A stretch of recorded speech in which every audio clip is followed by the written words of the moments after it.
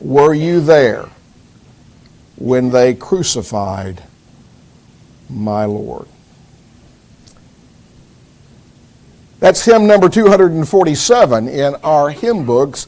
And at the bottom of the page, it says that it came from Barton's Old Plantation Hymns. It was published evidently in 1899. But the question that this hymn asks is an interesting question. An interesting question that we need to think about, because there were many different characters at the cross. And I asked Taylor to read to us from the 15th chapter of Mark's Gospel this morning, because I want to talk with you about Simon of Cyrene, the man who carried Jesus' cross. I'm going to talk with you about what we know about him and what Simon saw and what Simon heard on that fateful day. And then what might have happened afterwards. Simon is only mentioned 3 times in the New Testament in parallel passages in the Synoptic Gospels. And he is only mentioned in 3 verses, and those verses, as I just said, are largely parallel. And so there's not a lot that we know about Simon, and yet we do know some things about him. We know that his name was Simon. And I understand that that was a common name in Greek and in Jewish culture. I have in my library a book entitled The Exhaustive Dictionary of Bible Names, and it says that the name Simon is basically the same name as the name Simeon. You may remember a Simeon who blessed Jesus when he was brought to the temple, when Mary carried out her purification rites. This dictionary says that this name means hearkening, hearing with acceptance. It describes one who hears and obeys. We know that this man named Simon was from the city of Cyrene. Matthew in his account says that he was a man of Cyrene. Mark and Luke tell us or describe him as Simon, a Cyrenian, and the city of Cyrene was in northern Africa, about 900 miles away from Jerusalem. And there was a substantial Jewish population in that particular city at that time. And this may very well mean that this man named Simon was a Jew of the diaspora, of the dispersion. In John chapter 7, when Jesus told his audience, "I shall be with you a little while longer, and then I go to him who sent me. You will seek me and not find me, and where I am you cannot come." And the Jews that heard Jesus utter those words asked the question, where does he intend to go that we should not find him? Does he intend to go to the dispersion among the Greeks and teach the Greeks? Peter addressed his first epistle to the pilgrims of the dispersion. And so here's a man who had traveled a long way to be in the area of Jerusalem on this occasion. And then Mark tells us that this man named Simon was the father of Alexander and Rufus. Now, have you ever asked yourself why Mark would have mentioned that little detail? That seems like such an odd little bit of information. Why did Mark, and Mark alone, mention this? Well, we'll come back to this later in our study. And Mark tells us that Simon was coming from the country. Again, it seems to me that ought to raise a question in our minds. What was Simon of Cyrene doing in Jerusalem in Palestine at this time? Well, I can think of at least three possibilities. Perhaps he was in the area of Jerusalem on some kind of business. May I remind you that when Paul and his companions visited the city of Philippi on his second missionary journey, he met in that city a woman named Lydia who was from the city of Thyatira, and we're told that she was a businesswoman, that she was a seller of purple. And so just as is the case today, there were people in the first century who traveled in their business. Maybe that's why Simon was there. Of course, there's another possibility, and that is that he had moved from Cyrene to Jerusalem. But it's the third possibility that seems to be most likely. And that is that Simon was a Jew or a proselyte to Judaism, and he had made that long journey to Jerusalem to observe the Jewish feast of Passover. Those of you who are familiar with the Old Testament will remember that Jehovah required all males in Israel to make a pilgrimage to the place where God established His name 3 times in the course of a year. They were to travel to Jerusalem to observe the Feast of Passover, the Feast of Pentecost, and the Feast of Tabernacles. And so it seems most likely to me that that's why Simon was in this area at this time. And then the text tells us that he was compelled by the Romans to bear or carry the cross of Jesus. John tells us in his account that Simon bore the cross. The synoptics tell us that Simon was compelled to bear the cross of Jesus. Luke, in his gospel, says that they laid hold of Simon. Some of our more recent translations read that they seized Simon. And so here was a man who was pressed into service, certainly to do something that he had not planned to do.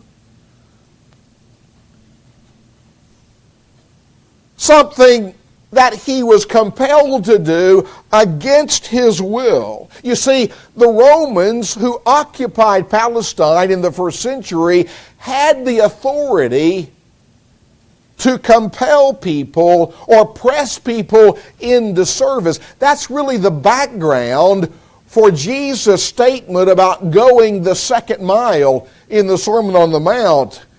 Remember, Jesus said in Matthew 5:41, "And whoever compels you to go 1 mile, go with him 2."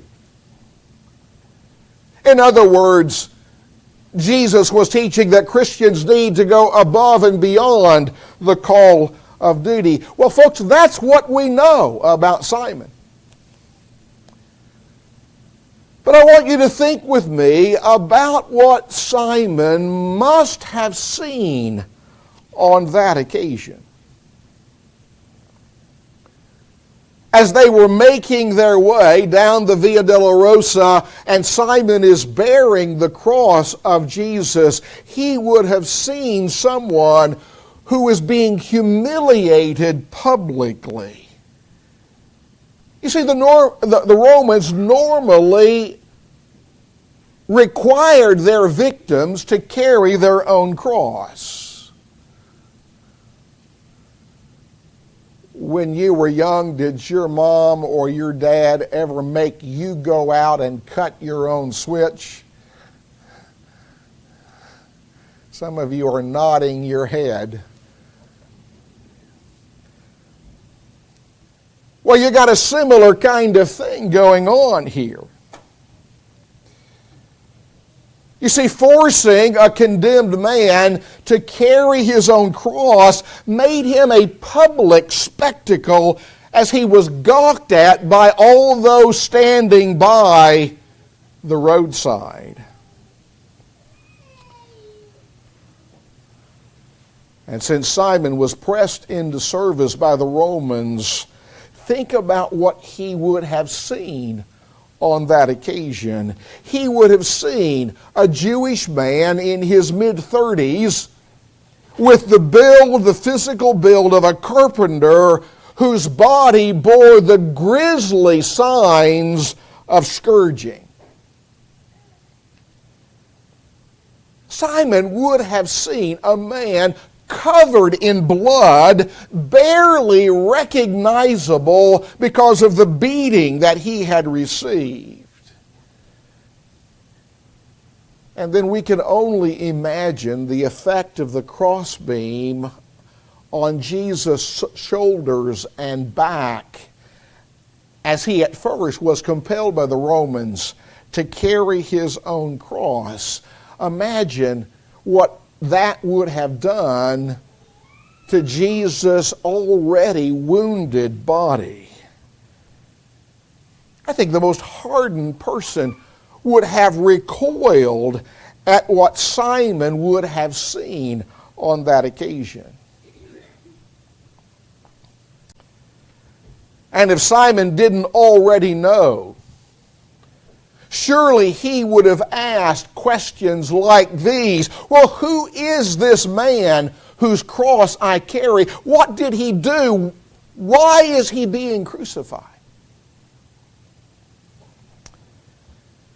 And then Simon saw someone who was tortured.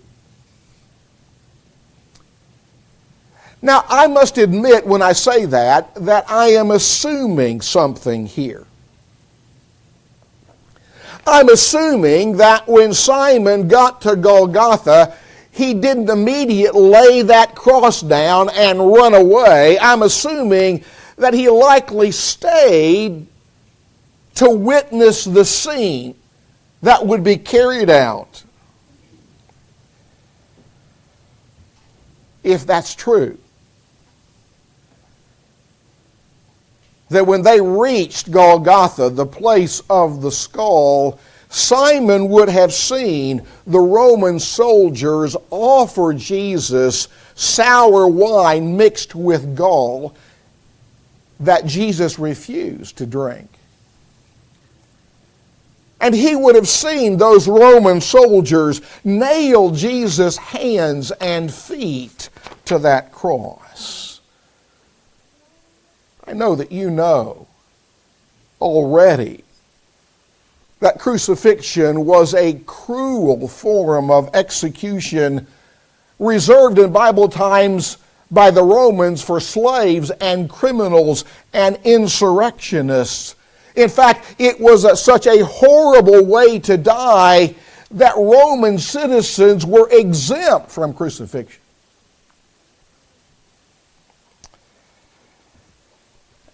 And then Simon would have seen someone who was cursed. As I've already mentioned, crucifixion was the most horrible death that anyone can imagine. In fact, it was so horrible that there is evidence that even hardened Roman soldiers sometimes felt pity for their victims.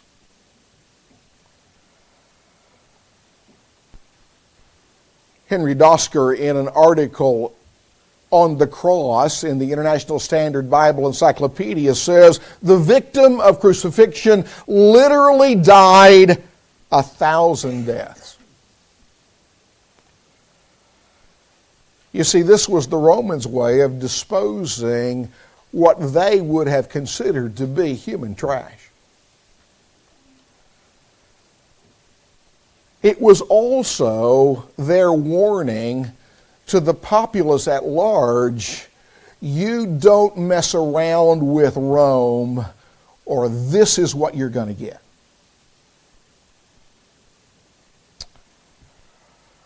But even more than this, if Simon was in fact a Jew or a proselyte to Judaism, he would undoubtedly have been familiar with a statement that is found in the Old Testament book of Deuteronomy. In Deuteronomy chapter 21, beginning in verse 22, Moses told his people, if a man has committed a sin deserving of death, and he is put to death, and you hang him on a tree, his body shall not remain overnight on the tree, but you shall surely bury him that day, so that you do not defile the land which the Lord your God is giving you as an inheritance. For he who is hanged is accursed of God. Paul alludes to this passage in the book of Galatians.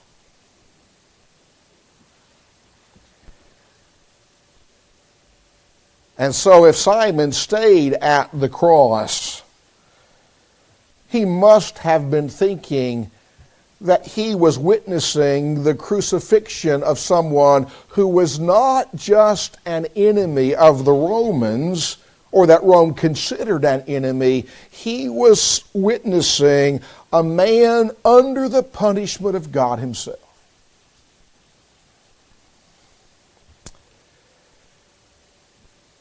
And then Simon saw some extraordinary phenomena on that day. He would have witnessed the 3 hours of darkness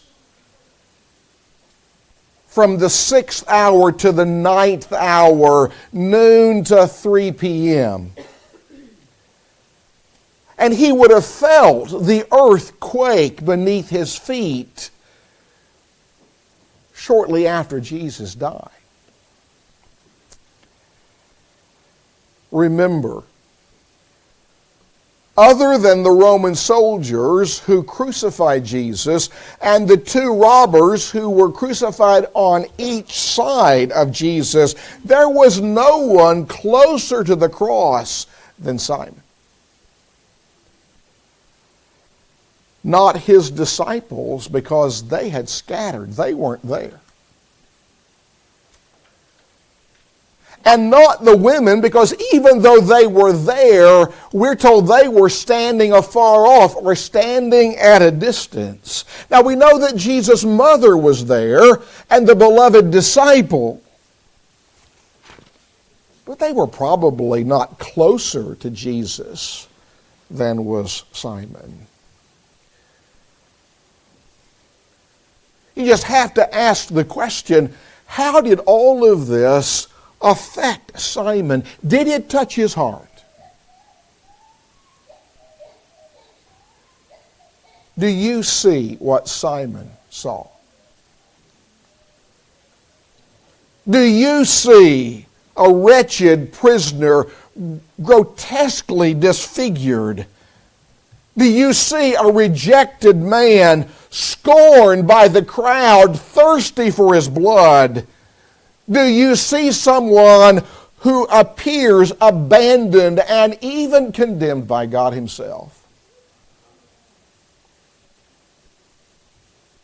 Well, folks, if that's what you see, May I remind you that you are seeing the very same person that the prophet Isaiah saw some 700 years earlier when he prophesied of the Messiah's death in Isaiah chapter 53 in what we sometimes call the Song of the Suffering Servant.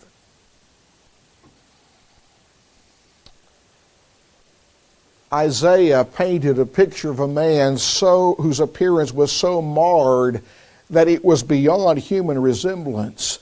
A man despised and rejected by others, a man of sorrows, a man that people didn't want to look at. Do you remember the movie The Elephant Man? Anybody see the movie The Elephant Man? John Hurt and Anthony Hopkins. And do you remember the reaction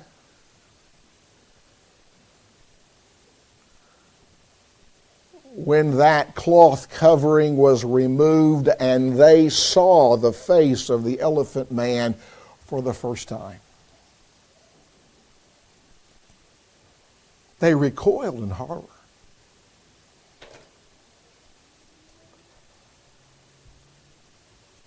Isaiah prophetically saw a man believed to be smitten and afflicted by God, a man wounded for our transgressions, bruised for our iniquities, chastised for our peace, a man who was oppressed and afflicted, a man led as a lamb to the slaughter, a man cut off from the land of the living. A man bruised by none other than Yahweh himself.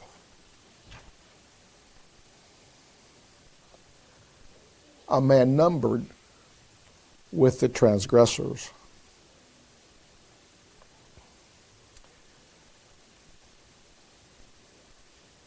Well, do you wonder if when Simon was witnessing Jesus' crucifixion, do you wonder if he realized at the time that he was witnessing the fulfillment of a prophecy that had been made 700 years earlier? Well, there's no way to know, but my guess is probably not. I say that because Luke tells us in Luke chapter 24 that later on Jesus had to explain all of this to his very disciples.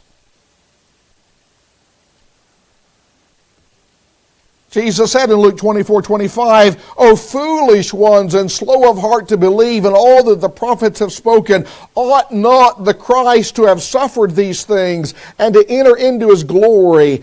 And then Luke says, "And beginning at Moses and all of the prophets, he expounded to them in all the scriptures the things concerning himself."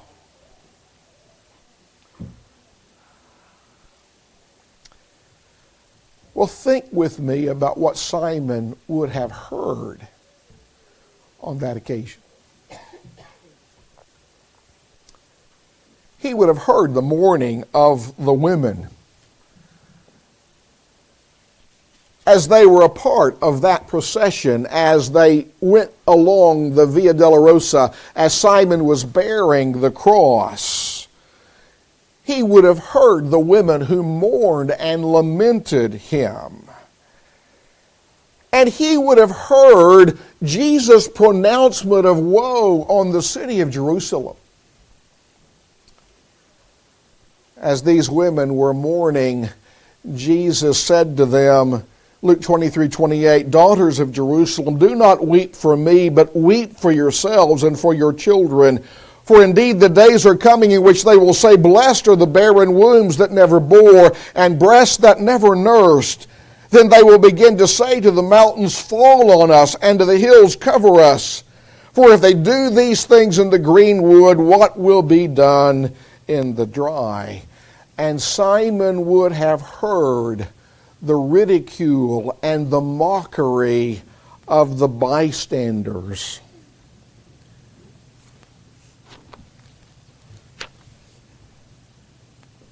including those who stood by the cross and the Jewish leaders and the Roman soldiers and even the robbers who were crucified along with Jesus.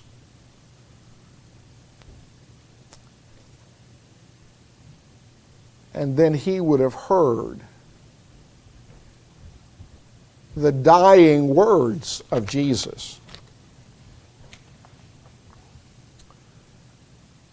His words of forgiveness when he prayed, "Father, forgive them. They do not know what they do." You see, Jesus really was someone who practiced what he preached. In Luke's account of the Sermon on the Plain, Jesus says in Luke 6:27 and 28, "But I say to you who hear, love your enemies, do good to those who hate you, bless those who curse you, and pray for those who spitefully use you." That is exactly what Jesus did at Calvary.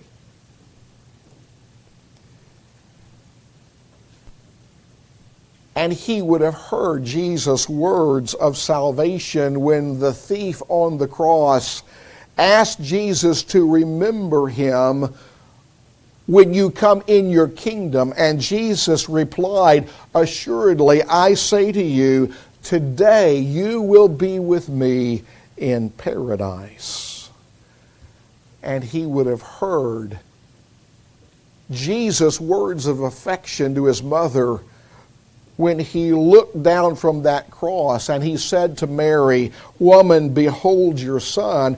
And he said to the beloved disciple, "Behold your mother." Imagine the anguish that Mary would have felt as she stood there and she watched that horrible spectacle. I can't help but wonder, did Mary remember Simeon's prophetic words that he had uttered some 30 years earlier when he said to Mary, "Yes, a sword will pierce through your own soul also"?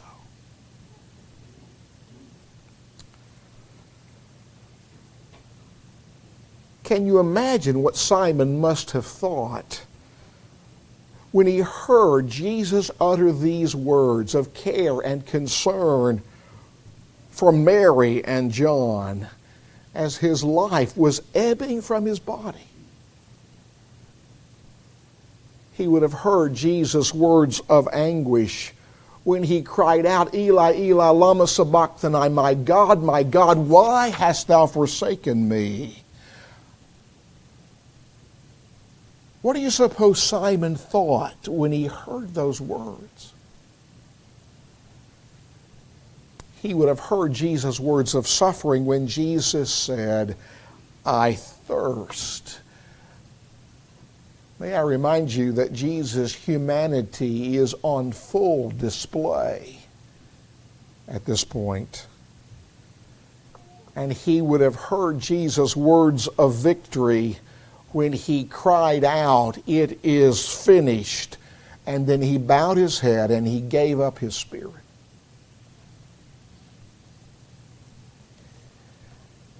And he would have heard Jesus' final words from the cross,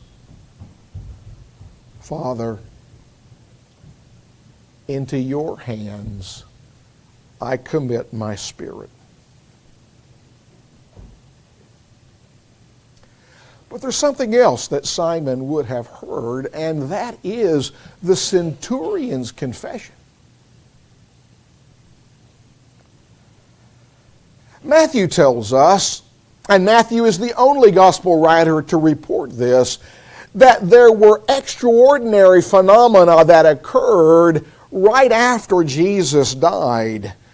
Matthew says, "Then behold, the veil of the temple was torn in two from top to bottom, and the earth quaked, and the rocks were split, and the graves were opened, and many bodies of the saints who had fallen asleep were raised, and coming out of the graves after his resurrection, they went into the holy city and appeared to many." And it was after those amazing things had taken place that we are told that the centurion made his confession when he said, "Truly this was the Son of God." What impact would this confession from a hardened Roman soldier have had on the man who was compelled to carry Jesus' cross?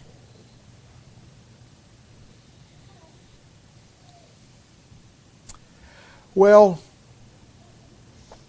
I said I wanted to talk with you about what might have happened afterwards.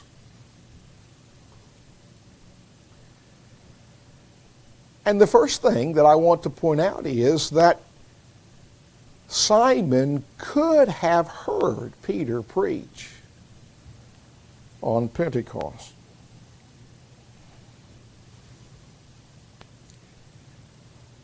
I don't know that we can know this for sure.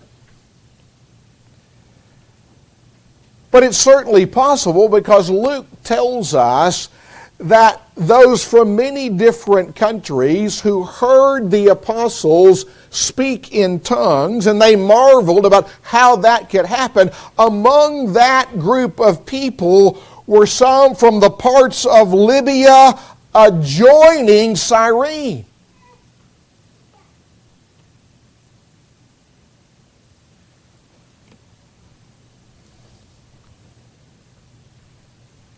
Was Simon in that audience on that occasion? Well, we don't know for sure. We're not told, but may I remind you that the Feast of Pentecost came 50 days after the Passover. And these were two of the three annual feasts that God required the males in Israel to attend.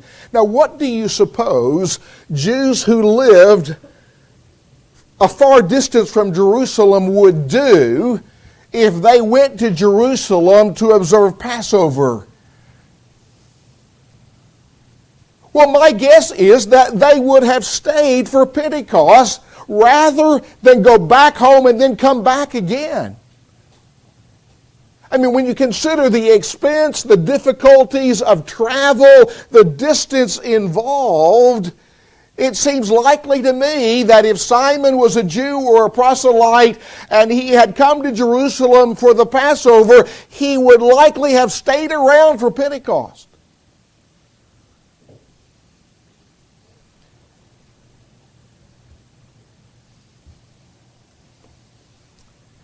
And he could have been converted. I've already mentioned that there were Cyrenians in that crowd, and Simon was a Cyrenian. Cyrenians, including Simon, could have been among the 3,000 who obeyed the gospel on that occasion.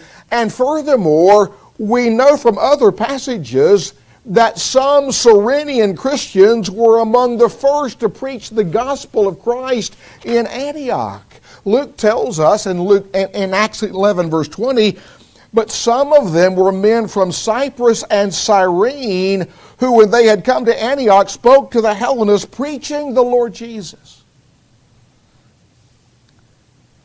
And we also know that among the prominent teachers in the church in Antioch, there was a man named Lucius of Cyrene. I'm not saying that they are one and the same. I'm saying that's evidence that Cyrenians had been converted to Christ. So it seems possible to me that Simon could very well have been among the first converts on Pentecost, but I recognize that possibility is not probability and probability is not certainty. But remember what Simon would have seen and what Simon would have heard on that occasion, and ask yourself the question, what kind of impact would that have had on him?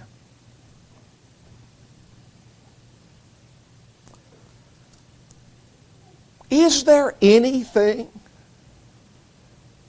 that might indicate that Simon, the man who bore the cross of Jesus, that he really did become a Christian? Well, may I suggest to you that maybe there is.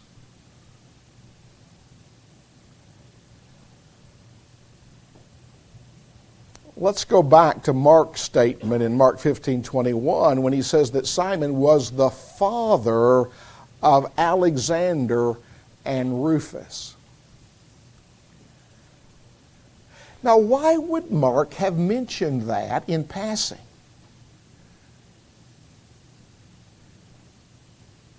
Well, it seems to me that he would likely have mentioned that because he knew that his original readers knew who Alexander and Rufus were.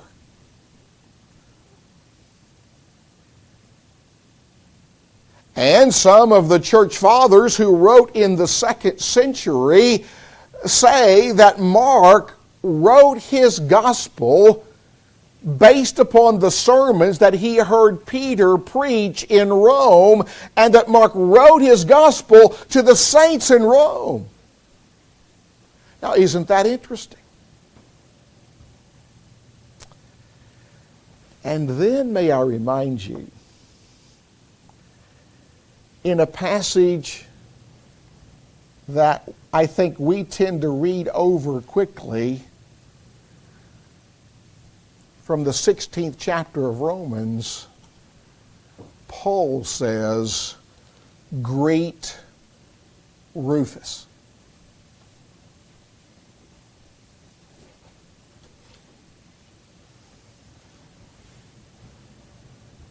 Now, what does that tell us? Well, that tells us that there was a Christian in Rome named Rufus.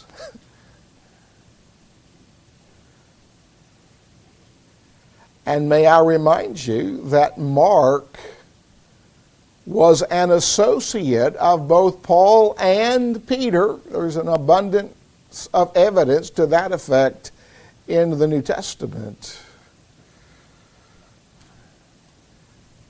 And we know that Mark was an associate of Paul in Rome because he sends greetings in his letter to the Colossians from Mark.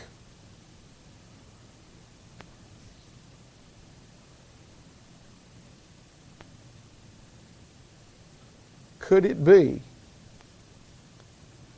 that Rufus was a Christian in Rome? Likely because his father, Simon of Cyrene, had earlier become a Christian.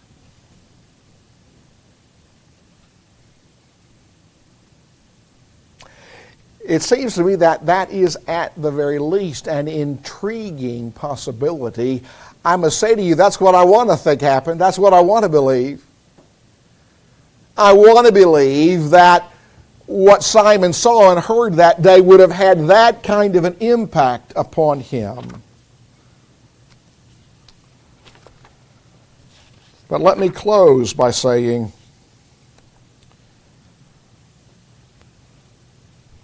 that what Simon did for Jesus that day was nothing in comparison to what Jesus did for Simon. And what Jesus did for everyone else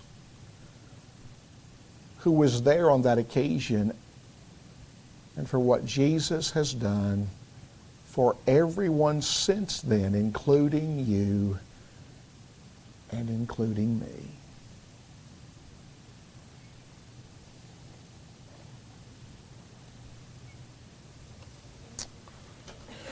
And what Jesus wants us to do is pick up another cross.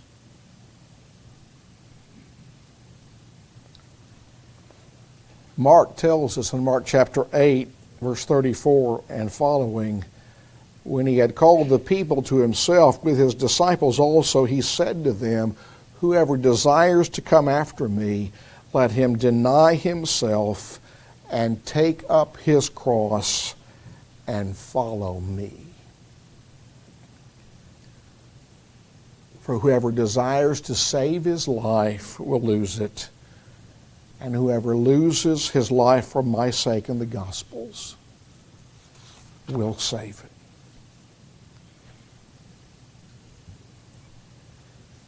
Jesus wants you, and he wants me to bear our cross.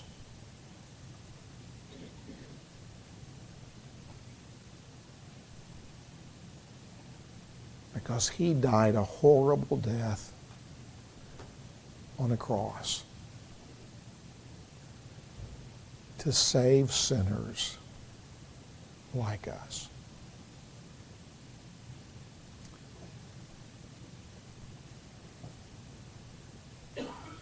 And if you've not accepted Jesus as your Savior by becoming a Christian, by doing what Peter told the first converts to do on Pentecost,